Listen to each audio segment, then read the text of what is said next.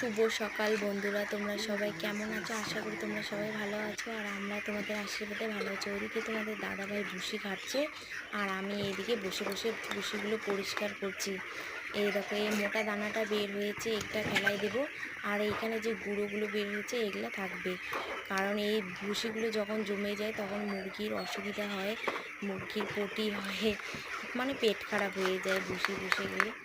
তো সবাই তো পরিষ্কার জিনিসটা পছন্দ করে, তো এদেরকেও খুব পরিষ্কার করে রাখতে হয়। আর এদিকে কাজ করতে করতে আমি গিয়েছি ঘেমে। কি করব বলো, খুব কষ্ট আর খুব গরম, আজকে রৌদ্র উঠেছে একটু, তো তবুও হেসে হেসে কাজ করছি, কিচ্ছু করার নেই। তো দুই ছেলেকে সামলিয়ে যখন ফার্মে কাজ করতে আসি, কি করব, খুব কষ্ট হয়, তবুও হেসে হেসে করতে হবে। তো ওইদিকে তোমাদের দাদাভাই ভুসি খাচ্ছে আর আমি এদিকে বসে বসে হেসে হেসে কাজ করছি।